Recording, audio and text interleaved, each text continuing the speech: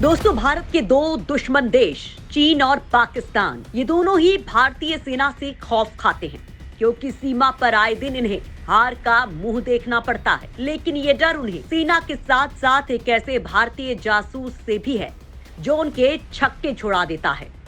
इनकी जासूसी इतनी खतरनाक थी कि जेम्स बॉन्ड के किस्से भी फीके लगने लगते हैं। ये पाकिस्तान में ऐसे रूप बदल कर रहते थे और इस तरह से काम किया करते थे कि उन्हें पता भी नहीं चलता था कि कब उनके राज भारत पहुंच गए हैं। इस भारतीय जासूस को लेकर पाकिस्तानी खुफिया एजेंसियों के पसीने छूट गए थे, क्योंकि लाख कोशिशों के बावजूद भी ये एजेंसियां इस जासूस के बारे में कोई जानकारी जुटा नहीं सकी थी। तो चलिए आज की वीडियो में हम इन्हीं जासूस के किस्सों के बारे में जानेंगे और इन्हें जानने के बाद आप उन्हें सैल्यूट किए बिना नहीं रहेंगे, क्योंकि इनके कारनामे कुछ ऐसे ही रहे हैं। तो आप इस वीडियो को अंत तक जरूर देखिएगा। दोस्तों, आज के इस वीडियो में हम बात करेंगे अजीत डोभाल की, जो भारत की सबसे खतरनाक जासूसों में एक हैं। इनके किस्से ऐसे हैं कि उन्हें सुनने के बाद आपके पैरों तले जमीन ही खिसक जाएगी। लंबे समय तक पुलिस सेवा में रहने के साथ ही डोभाल ने कई देशों में भारत के जासूस के तौर पर एक लंबा समय बिताया है। डोभाल 7 सालों तक पाकिस्तान में भारत के अंडरकवर जासूस रहे। पाकिस्तान में रहते हुए उन्होंने एक मुसलमान व्यक्ति के रूप में खुद को ढाला और कभी भी किसी को ये भनक तक नहीं लगने दी कि वे एक हिंदू हैं। वहीं पाकिस्तान में जासूसी से पहले उन्होंने जूते बनाने का काम भी सीखा, जिससे खुफिया काम के दौरान किसी को शक न हो। कहा जाता है कि अजीत डोभाल को जासूस बनाने में इंदिरा गांधी की भूमिका रही थी, लेकिन एक बार पाकिस्तान में जासूसी करते वक्त उनके हिंदू होने का भेद लगभग खुल सा गया था। तब वो लाहौर के औलिया की एक बहुत बड़ी मजार के पास रहा करते थे। वहीं पर एक बार एक शख्स जिसकी खुद की लंबी दाढ़ी थी और वो पूरी मुस्लिम वेशभूषा में था, उसने इन्हें रोक लिया और कहा कि तुम हिंदू हो। इस पर डोभाल ने कहा कि नहीं, मैं मुस्लिम हूँ। लेकिन उस व्यक्ति ने फिर कहा कि आप झूठ बोल रहे हैं, आप हिंदू हैं, आपके कान छिदे हुए हैं और एक हिंदू ही अपने कान छिदवाता है। तब डोभाल ने कहा कि मैंने बाद में मुस्लिम धर्म अपनाया है। उस व्यक्ति ने इसके बाद भी कहा कि आप झूठ बोल रहे हैं और ऐसा मैं इसलिए कह रहा हूँ कि मैं खुद एक हिंदू हूँ और यहाँ अपनी पहचान छिपा कर रह रहा हूँ। उस व्यक्ति ने डोभाल को सुझाव दिया था कि वे अपने कान की प्लास्टिक सर्जरी करवा ले। हालांकि बाद में डोभाल ने अपने कान की सर्जरी करवा ली और पाकिस्तान में रहकर जासूसी करते रहे। इस दौरान उन्होंने कई रूप और काम बदले। दोस्तों, अजीत डोभाल में जासूसी की काबिलियत जन्म से ही थी। उनकी पर्सनल लाइफ की बात करें तो उनका जन्म 20 जनवरी 1945 को उत्तराखंड में पौड़ी गढ़वाल के गिरी बेनंसुल गांव में हुआ था। अजीत डोभाल के पिता मेजर जी.एन. डोभाल भारतीय सेना में अधिकारी थे। देश प्रेम का भाव अजीत के अंदर उनके पिता से ही आया था। अपनी शुरुआती पढ़ाई के लिए वो अजमेर आए और वहां उन्होंने मिलिट्री स्कूल से पढ़ाई की।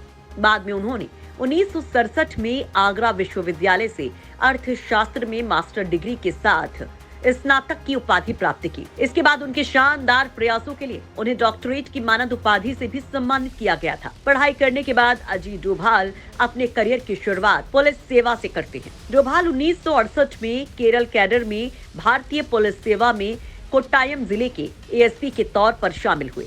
यहाँ एक बार हिंदू मुस्लिम के दंगे हो जाते हैं, जहाँ अजीत डोभाल ने अपनी सूझबूझ के साथ पूरी स्थिति को कंट्रोल कर लिया। अजीत डोभाल की ये खासियत देखकर तत्कालीन प्रधानमंत्री इंदिरा गांधी भी प्रभावित हो जाती हैं और उन्हें दिल्ली बुला लिया जाता है। इसी दौरान भारत अपना पहला पोखरण में न्यूक्लियर टेस्ट करता है। ये साल था 1972। भारत इसमें सफल भी हो जाता है, लेकिन पाकिस्तान जल भुन जाता है। तब पाकिस्तान के वैज्ञानिक A.Q. खान ने चीन और फ्रांस से न्यूक्लियर टेस्ट के लिए मदद मांगी।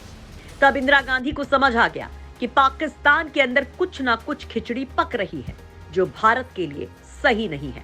तब इंदिरा गांधी ने अजीत डोभाल को पाकिस्तान में जासूसी के लिए भेज दिया। यहाँ रावलपिंडी के पास कहूटा नाम की एक जगह थी, जहाँ खान रिसर्च सेंटर बना हुआ था। इस जगह पर पाकिस्तान न्यूक्लियर टेस्ट की तैयारी कर रहा था। वो यहाँ बाहर भिखारी का रूप लेकर रहे, लेकिन अंदर क्या चल रहा था इसकी कोई जानकारी नहीं थी। फिर अजीत डोभाल ने अपना दिमाग लगाया और एक नाई की दुकान खोल ली, जहां रिसर्च सेंटर के वैज्ञानिक बाल कटवाने के लिए जाने लगे। इस दौरान उन्होंने वैज्ञानिकों के बालों का सैंपल लेना शुरू किया, क्योंकि न्यूक्लियर वेपन बनाने के दौरान न्यूक्लियर रेडिएशन का असर आने लगता है।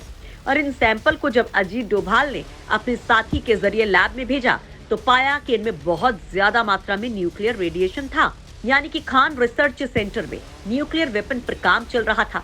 इसके बाद वो रिसर्च सेंटर को उड़ाने का प्लान बनाने लगे, लेकिन तब तक भारत में सत्ता बदल गई और इंदिरा गांधी की जगह मोरारजी देसाई आ गए और उन्होंने कोई भी एक्शन लेने से मना कर दिया।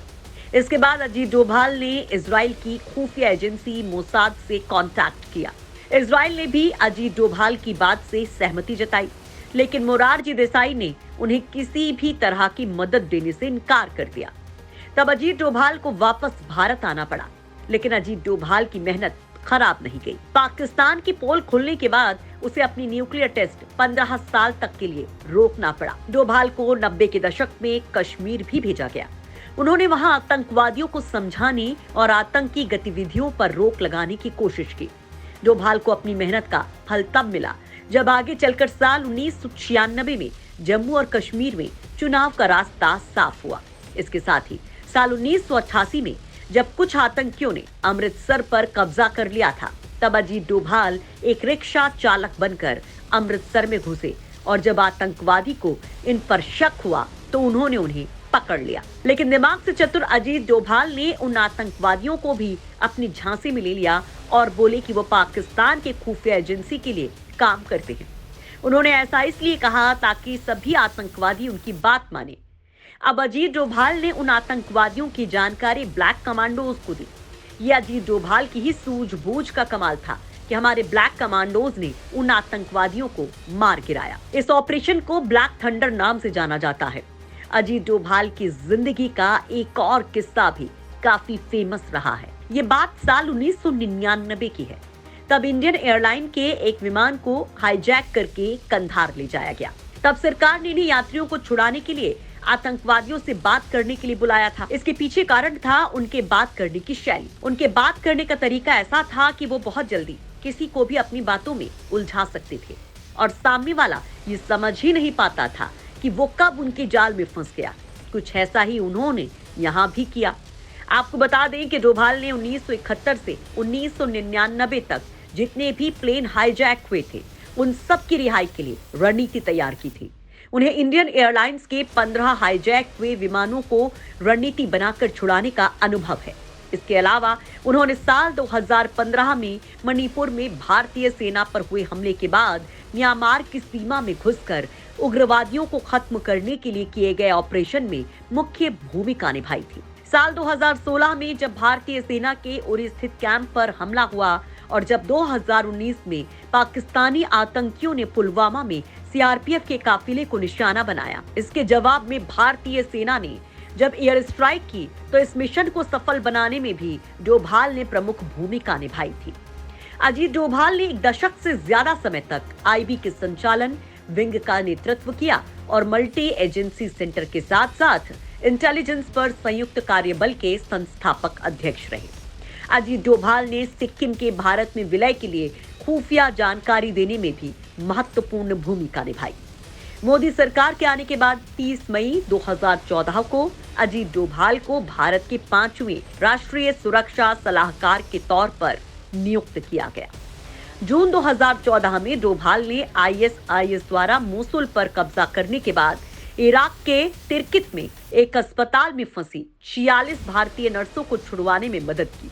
डोभाल जमीन पर स्थिति को समझने और इराकी सरकार में हाई लेवल कॉन्टैक्ट बनाने के लिए 25 जून 2014 को इराक गए। हालांकि उनकी रिहाई की सटीक परिस्थितियां स्पष्ट नहीं हैं।